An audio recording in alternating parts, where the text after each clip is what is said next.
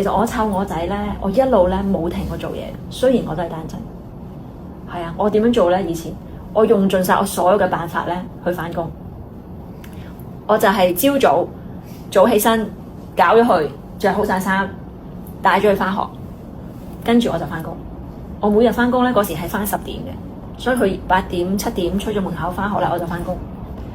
我10點鐘返工返到2點，跟住我就即刻走，我就翻嚟喺學校接翻佢。佢3點半放學接翻佢，跟住買餸煮飯。如是者每日。咁當然啦，我淨係翻得所謂4個鐘嘅啫。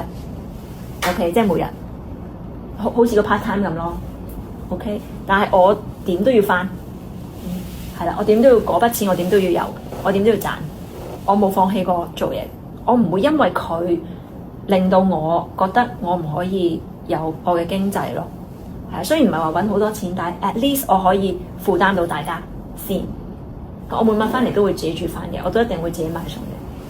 我想同大家講咧，呢個經歷咧，即係如是者經歷咗10幾年咁樣嘅方式去生活咧，做嘢、照顧屋企、照顧個仔、照顧自己、翻工揾錢，呢個咁樣10幾年咧，係對自己咧係一個好大嘅一份愛惜同埋成長同埋自信啊！